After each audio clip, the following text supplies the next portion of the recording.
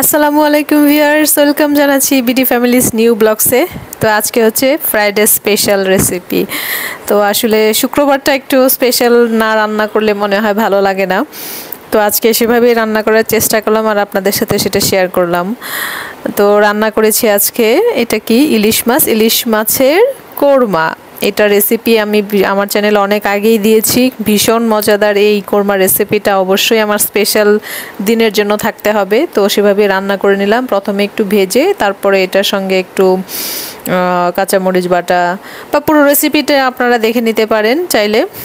তো এখানে কিন্তু আমি মাছগুলোকে খুব সুন্দরভাবে রান্না করে নিলাম। আর রান্না করেছি এখানে সরিষার তেল দিয়ে কবুতরের মাংস। তো আজকে ছিল কবুতরের মাংসটাকে আমি খুব ভালোভাবে একটু কষিয়ে নিলাম, কষিয়ে এটাতে পানি দিয়ে দিলাম।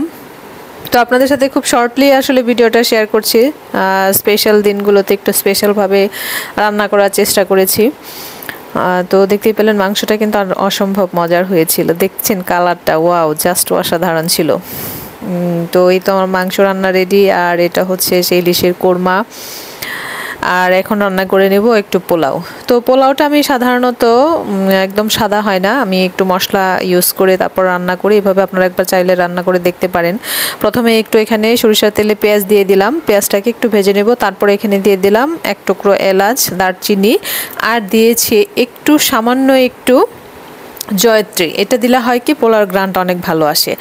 আর দিয়ে দিলাম এখানে একটু আদা বাটা আর খুবই সামান্য একটু রসুন বাটা।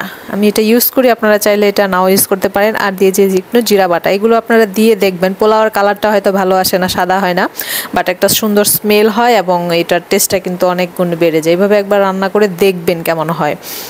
তো চালটাকে খুব ভালোভাবে ভেজে নিলাম। এখানে আমি 500 গ্রাম চাল রান্না করেছি আজকে, তার জন্য আমি এখানে পানি দিয়ে দিলাম। তো 2 কাপ পরিমাণ চাল হয়েছে আমার। 2 কাপ পরিমাণ চালের সাথে আমি 4 কাপ পরিমাণ গরম পানি অ্যাড করে দিয়েছি। তো পানিটা অ্যাড করে দিয়ে এটা আমি একটু ঢাকনা দিয়ে ঢেকে রেখে দেব।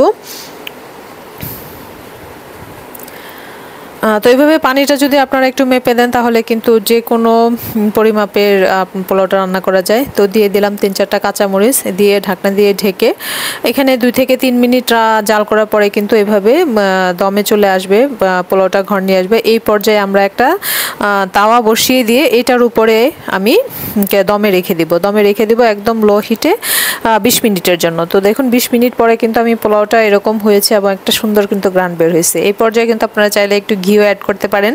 তো আমি আজকে আর ঘি দেইনি, কারণ ঘি ছিল না বাসায়। তো এইভাবে রান্না করে দেখতে পারেন, ট্রাই করতে পারেন। আমরা তো খাবার দাবারের জন্য বসে পড়েছি টেবিলে। আর এখানে ছিল একটু কিন্তু ছোট মাছের চচ্চড়ি, ভুনা আর কি।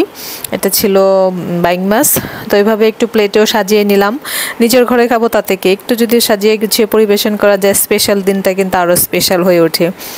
তো আপনারা কিভাবে স্পেশাল ডে পালন করেন তা অবশ্যই জানাতে ভুলবেন না। ভালো থাকবেন সবাই, আল্লাহ হাফেজ।